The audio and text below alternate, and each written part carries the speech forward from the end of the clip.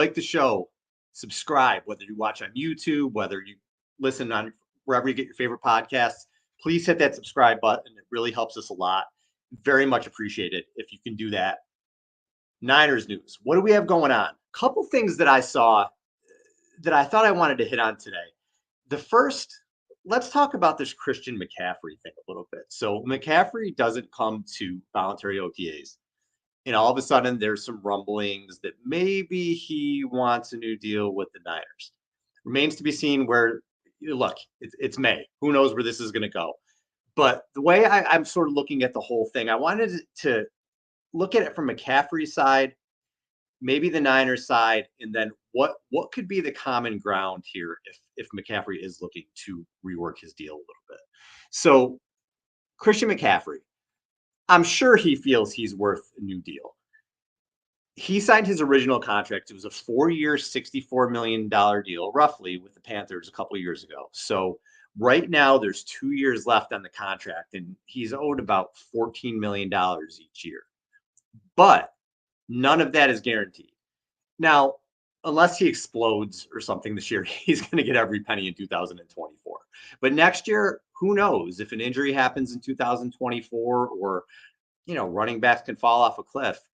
That 2025 season, maybe he wants just a little bit more reassurance there.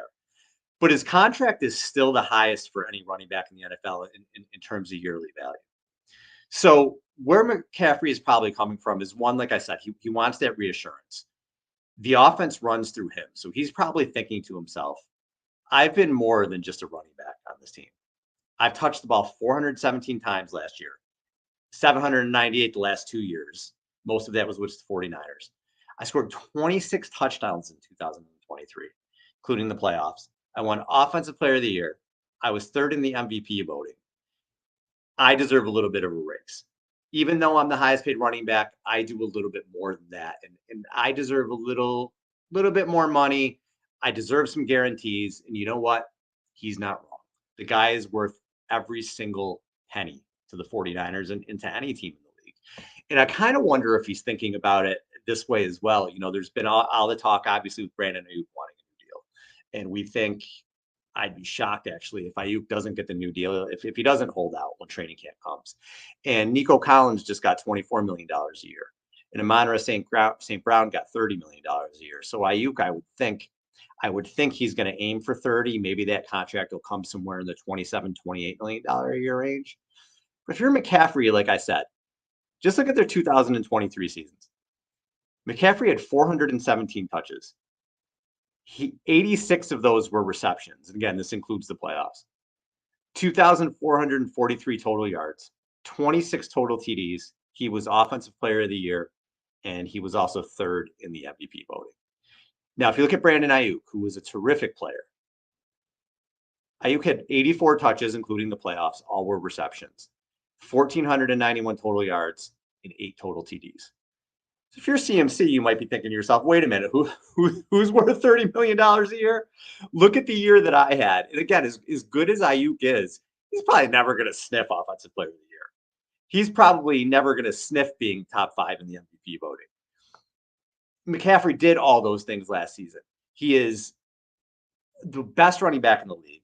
He is the most versatile running back in the league. The offense actually flows through him. He is the main guy in the Niners offense. He is the straw that stirs the drink. I can absolutely understand if Christian is thinking, you know what? Want some more money here, guys. But if you're the Niners, you have to look at it from a business standpoint. McCaffrey's 28 years old. And running backs just don't gradually decline. They fall off a cliff. They just hit a wall. Look at Ezekiel Elliott, for example. Delvin Cook. Delvin Cook looked like Delvin Cook in 2022, and then he goes to the Jets this year. He can't get on the field. Goes to the Ravens, doesn't play much. These guys just hit a wall. So with McCaffrey, while it looks like he's still, at the peak of his powers, you never know what can happen, especially he's played, 40 games the last 2 seasons. He has 798 total touches the last 2 seasons.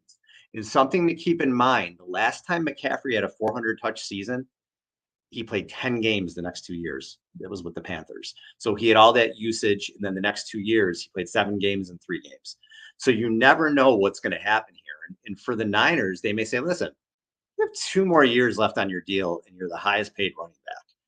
Why would we rip that up? We intend to keep you here.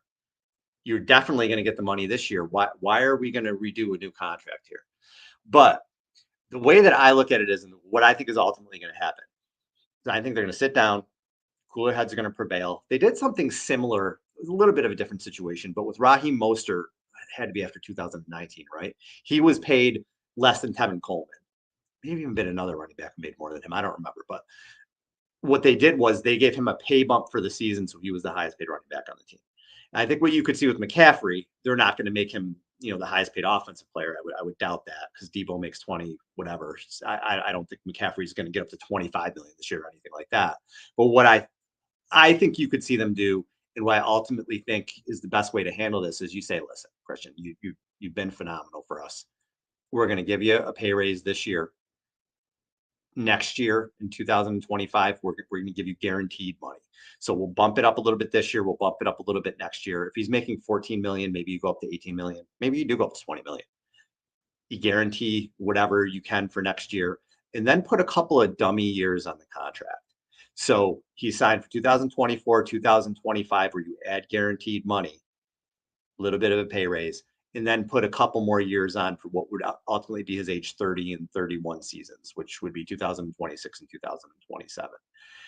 If he's still playing at a high level, great. Exercise the option or whatever you need to do. And if he's not, you could walk away. But what that contract does is it gives him the money up front, it gives him stability up front, and then it gives you options for his early 30s. Maybe he is still playing at a high level. And I was listening to our buddies Brian Peacock and Eric Crocker on their Lockdown show, and Peacock brought up something kind of interesting. He said, well, what if you treated McCaffrey as Deebo Samuel, the Deebo Samuel replacement? What he meant by that was, this year will be status quo, but Deebo likely won't be on the team in 2025. So what if you start to treat McCaffrey like Deebo Samuel in 2025, where he is more of a receiver, sort of a gadget player? He'll get 7 to maybe 10 carries, and then you use him more as a receiver to prolong his career. Obviously, with that, you have to hope someone like Isaac Guerrero or another running back steps up and can fill in that role. But I thought that was really interesting. We'll see what happens. But ultimately, that's my prediction for where this goes. The Niners are going to give him some guaranteed money this year and next year, a little bit of a pay bump with some dummy years in 2026 and 2027. I think everybody's happy. And you want to keep your Christian McCaffrey happy, especially when you're about to re-sign Brock Purdy for big money. You still want that safety net here for him to help him as he grows and develops as a quarterback. That leads me into the other thing I wanted to talk about. So it's the off season. A lot of things like QB tiers and rankings come out now because there's nothing else to talk about. So I came across this article. It's from Pro Football Focus. Quarterback rankings, all 32 starters ahead of the 2024 NFL season. It's written by Trevor Sikkema. I don't know how to say his last name. Anyway, he broke them down into tiers and he ranked them 1 through 32. So I want to go through this a little bit because where Brock Purdy is ranked to me pissed me off. And he was complimentary of Purdy and what he wrote about him, but where he listed him in the name of the tier that he's in, the name of the tier that he's not in, pissed me off. So we'll get into it. I'm going to go through every quarterback, all 32 of them, see what he wrote. I'll react to it, let you know what I think. But I may have a little bit of a rant to go on when it comes to Brock Purdy. So tier 1, and this tier is just called the Mahomes tier, and you cannot argue with that at all. Patrick Mahomes is the best quarterback in the NFL. He ended up being the best quarterback.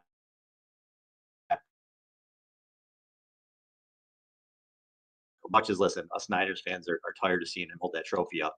When you have a quarterback like Brady, 7 Super Bowls victories, what was he in? 10 Super Bowls. The guy's just been unbelievable. The greatest winner of all time. When you have a QB like him, you say it's going to be a long time before we see another quarterback who can come in and win like that and dominate like that. And Patrick Mahomes is doing it already. 6 years in the league, 6 conference championships. He's got what, three, is it three Super Bowls? I mean, it's insane. He's been in four. It's just nuts for what he's done. So he absolutely deserves his own tier. Nobody can touch Mahomes. He's number one. I have no argument with that. Tier two, the elite. He has three quarterbacks in the elite. And I don't disagree with the quarterbacks that are in this tier. I would rank them differently. But he has number two, Lamar Jackson, number three, Joe Burrow, and number four, Josh Allen.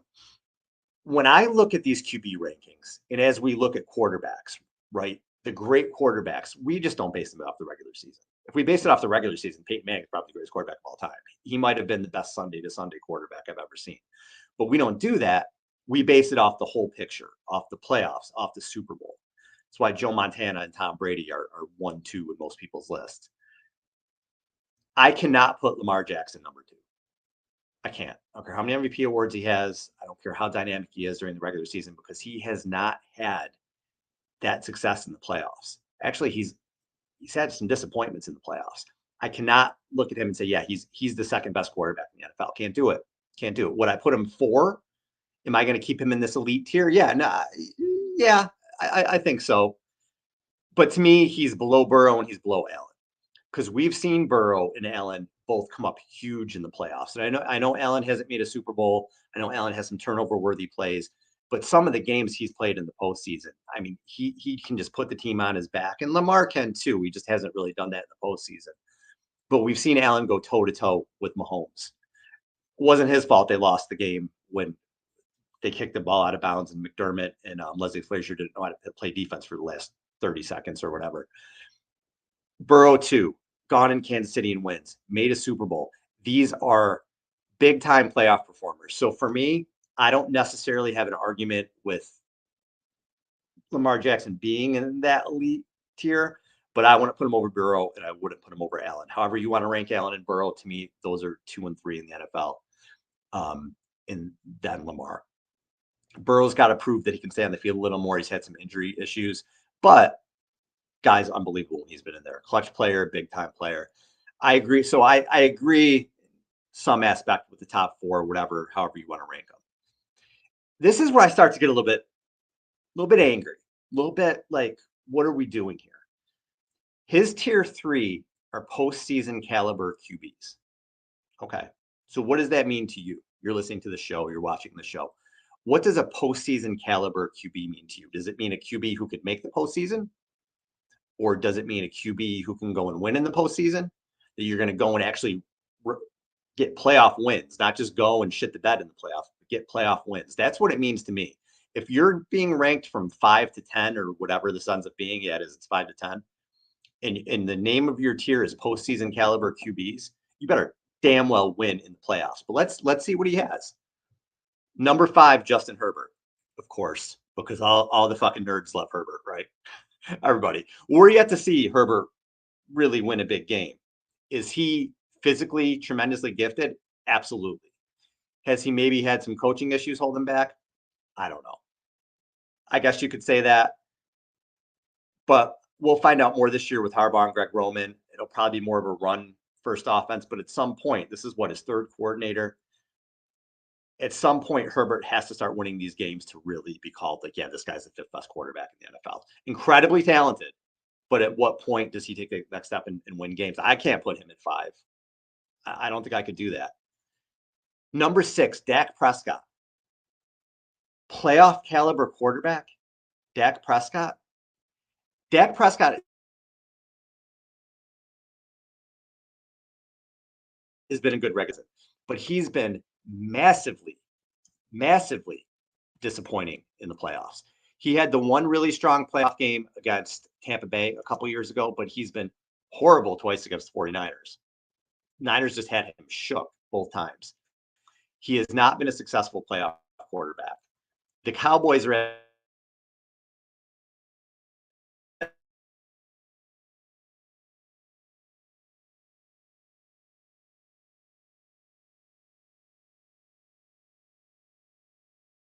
at the point in guy playoffs. 2 and 5. The Cowboys are with Prescott. Is that all his fault? No, it's a team game. But again, at some point, These guys, if you're going to rank them the fifth and sixth quarterbacks, best quarterbacks in the NFL, they have to win in these big games. 7, he has Matthew Stafford. I don't argue with Stafford being in the top 10 when he's healthy. When he's healthy, he's won a Super Bowl. He brought the Rams to that next level. You've seen what he can do with a good team around him. I always thought he got too much blame in Detroit. I always thought he was a better quarterback than what the team record showed. Didn't have a ton to work with there as far as a whole team, with the defense and everything else. I know he had Calvin Johnson, but he does make he throws a lot of turnovers. There's pick sixes and some throws where you're like, oh God. But I think Stafford's a top 10 QB. I don't have any issue with him being in the playoff caliber QB ranking because he is, and he's won a Super Bowl and he's won playoff games. So I have no issue with him being there. Aaron Rodgers at 8. I mean, look, Aaron Rodgers. If he was healthy, he's in the elite category, right? But you don't know. He hasn't played in a whole year. He's coming off the Achilles, but he's certainly, I have no issue with him being in the top 10. Jalen Hurts. A bit of a roller coaster year for him this past year. And I do think that he was injured. But again, Hurts. He's won playoff games. He's been to a Super Bowl. I don't have any issue with him being in this tier whatsoever. Good player. You have to think the arrow's pointed up for him. But what's interesting too is, they always talk about Purdy. Oh, he's got all these weapons. Look what Hurts has around him. Goddard, Devontae Smith, and A.J. Brown. And now he's got Saquon Barkley. Maybe he's had the best offensive line in the league around him. So Hurts also has that great supporting cast, and I'm fine with that. You need a good supporting cast to win. I'm not knocking that. The people who want to bring a quarterback down because they have good players around him, it drives me crazy. You still have to go out there and make the throws. You still have to go out there and make the reads. You still have to not turn the ball over. You still have to make plays to help your team win. So I don't have any issue with Hurts being here. Hurts has proven that he can be a playoff caliber quarterback. And so his number 10 to me after just one season. CJ Stroud won a playoff game. He helped lift up a Texans team that nobody thought was going to do much last season. The arrow's pointed up with him. If you want to put him in that top 10, I have no issue with that. But to me, a playoff caliber QB, Prescott and Herbert, you're pushing it. I don't care about the regular seasons. Are they a top 10 to 12 QB in the NFL? Sure. But if you're going to name the tier playoff caliber QBs, you better win in the playoffs. That's the way that I'm reading this. Here's where I start to get a little bit more, starting to get a little bit more irritated as I'm going through this. The melting pot of starters. Melting pot. So these are guys who they're just kind of starters in the league, like good starters is essentially what he's saying. Number 11, Jordan Love. Now, he was top 10 quarterback in total passing yard, top 5 in big time throws, and top 2 in passing touchdowns during the regular season. Yeah, arrows pointed up with him for sure. He started off slow at the beginning of the season. He finished very strong with that young receiving group. Arrow was pointed up for him. Should he be in the melting pot of starters right about to enter playoff caliber? Yeah, I think that's a pretty good spot for him. But do you notice a name I haven't mentioned yet that he's ranked above? We'll get there. Number 12, another guy the nerds love, Trevor Lawrence. Showing some flashes. Maybe had a better season than his numbers showed. If you watch the games, there were some drops. There were some, but again, Trevor Lawrence, is maybe the hype more than what we've seen so far? Eventually, is he going to take that next step? But I have no issue with him being in this category either. Again, if you're going to say Trevor Lawrence is right about top 10, maybe ready to enter that playoff level caliber starters, because he's won a playoff game. He beat Justin Herbert after he threw 4 interceptions in the first half, came back and beat the Chargers. I have no issue with that. But again, you see who he's ranked over? And we finally get to a melting pot starter, Brock Purdy. Melting pot starter, not a playoff caliber starter, Brock Purdy at 13. Are you fucking kidding me? Not a playoff caliber starter. Let's see what Trevor wrote about him. Fairly comfortable with Purdy's ranking on this list. His consistent success, albeit in a very talented offense, because nobody else plays in a talented offense that's a good quarterback, right? Over the past 2 years should not go unrecognized. His 78.3% adjusted completion rate was a top 5 number in 2023, which speaks to his timing and accuracy. And his 5.4% big time throw percentage shows that even with below average arm talent, he is good enough. He is a good enough anticipator to make things happen. Purdy is also very confident player and pushes the ball, which battles the game manager label he often gets. He's not just a dink and dunk passer. Does he have the athletic talent of some of the other players? No, but he's damn good at his job regardless. All positive things. I appreciate that, but he's not a playoff caliber starter. Let's look at Brock. Let's take a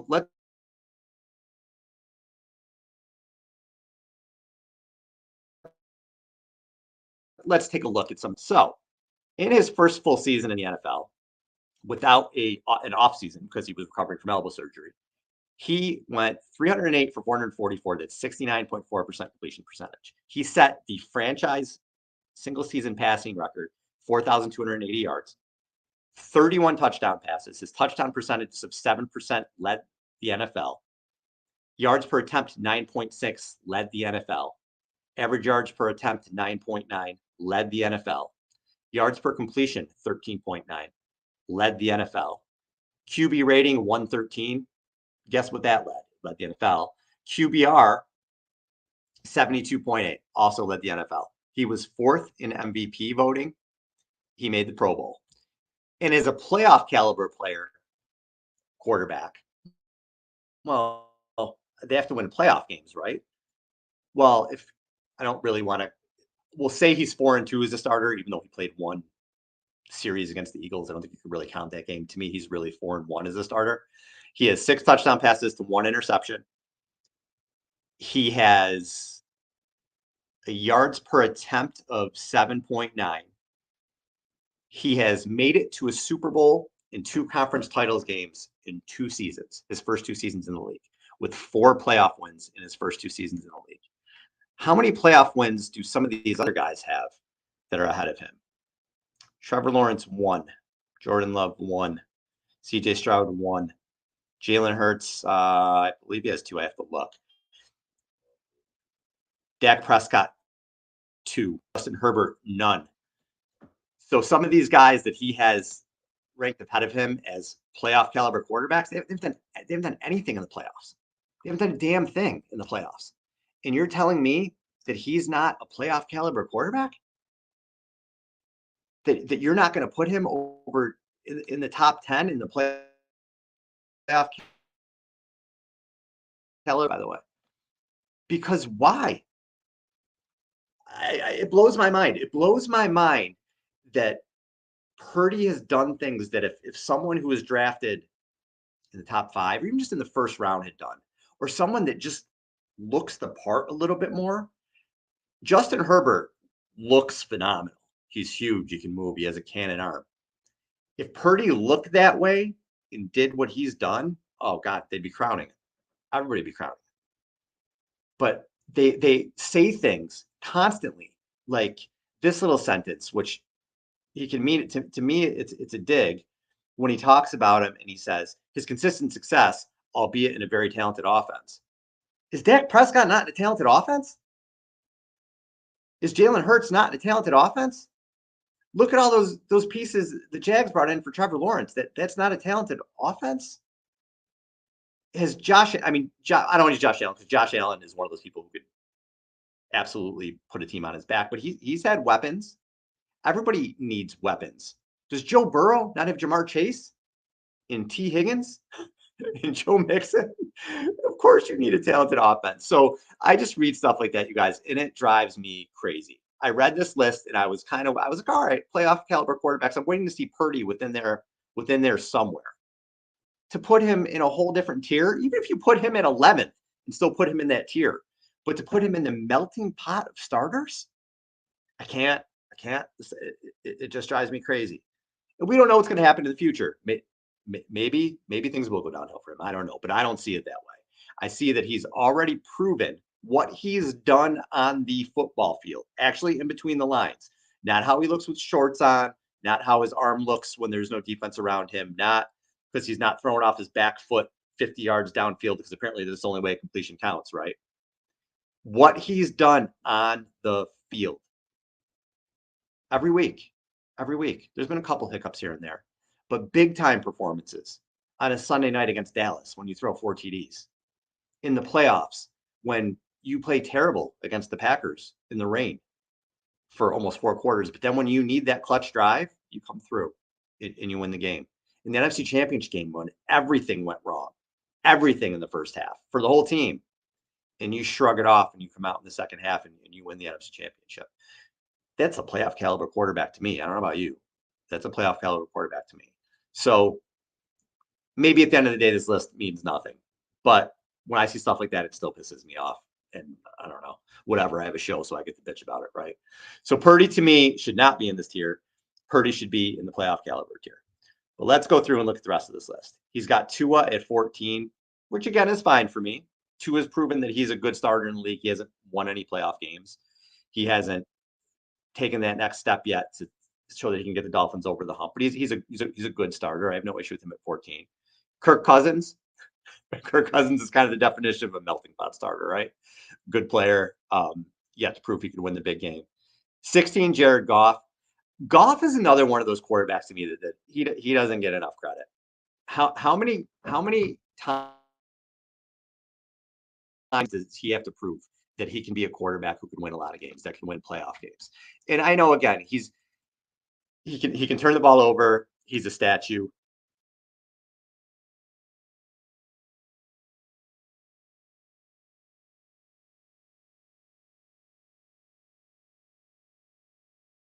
He does have some faults, but as a starter, he's won 4 playoff games. He's been to a couple NFC championships. He deserves a little bit more credit to me. But if you want to put him in that melting pot area, still, yeah, okay, I'll go with that. Kyler Murray, sure, again, kind of the definition of a melting pot.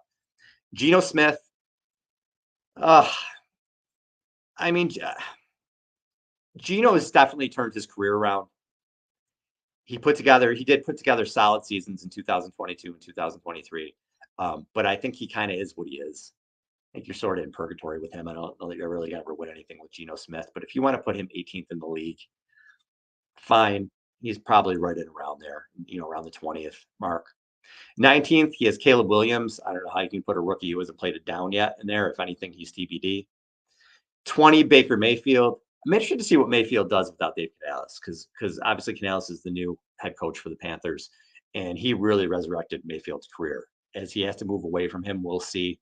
But I have no argument with him being 20th. And 20th starts tier 5, which he has listed as can single-handedly win and lose games.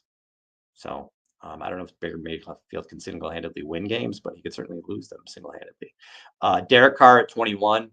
Yeah, Carr is definitely towards the end of his career. I think he's a bottom half starter for sure. Russell Wilson, 22. Probably put Justin Fields around there too. Whoever ends up starting for Pittsburgh, I think it's going to eventually be Justin Fields. But Wilson is just not what he was. He's just not the same dude. He may start the season as the starter in Pittsburgh, but again, I see Fields finishing the season there. Deshaun Watson, 23. I don't know what you have in him anymore. Just a god awful contract for Cleveland with that. I'm sure they wish they can get rid of it, but they have to hope they can resurrect his career. And then tier 6, he has the next generation. And these are guys that you don't know. I think Caleb Williams should be there too, because you don't know. But he has Anthony Richardson, who showed flashes early last season. I'm actually pretty excited about the Colts. Shane Steichen did a really good job with Gardner Minshew. And I think with Richardson and all the weapons that they have there now, they can be a really exciting team. They can surprise people this year. Bryce Young, maybe you have to throw that rookie season out. We'll see what he can do with Canales and with Deontay Johnson on the team now and a few more weapons. 26, Jacoby Brissett, Drake May. I mean, we know what we have with Brissett. He's a very good backup, fringe starter.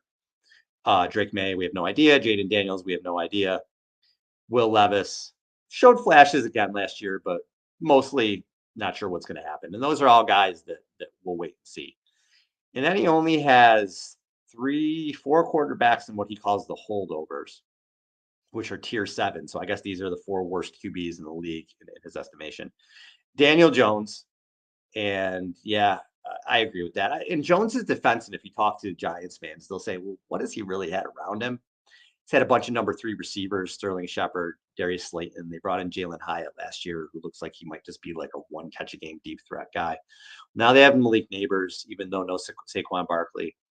We'll see if Jones can resurrect his career, but if he can't, this is probably the last season he's going to be a starter, at least for the Giants. The Raiders, whatever they're doing with Aiden O'Connell and Gardner Minshew, O'Connell showed, again, some flashes as a rookie, but I don't know that they view him as a real long-term fix there. We'll see. Sam Darnold, J.J. McCarthy. We know Darnold is a backup and a fringe starter at best. McCarthy should probably be in the we don't know category. And same thing with Denver with Bo Nix, who I think will probably ultimately end up starting there. We don't know. And he has Jared Stidham at 32. So for the most part, I get what he's saying on this list, but the Purdy stuff pissed me off. So I had to talk about it for all the reasons that I said. If Brock hasn't earned that he's a playoff caliber quarterback at this point, I don't know what he's got to do that. I just don't understand it. Top 5 in the MVP voting, and he was a Christmas night poor game away from probably winning the MVP. Sets the franchise mark in passing yards, leads the league in all these categories, makes the Super Bowl, and came within overtime of winning the Super Bowl. Second straight NFC Championship game. If that's not a top 10 playoff caliber quarterback, I don't know what is. Don't know. Don't understand where these guys come up with this stuff. Don't understand why he doesn't get the credit he deserves. But maybe this year, if he comes out and plays even 80% of what he did last year, he'll cement himself as, you know what, we just have to shut our mouths and just say, yeah, this guy's a top 10 QB in the league. So we'll see. All right. Appreciate you guys. Appreciate you listening. Remember, please subscribe, YouTube, Spotify, iTunes, wherever you get your podcast. Subscribe to us. We'll be here with you all off season. I'm El Sacco. Thank you.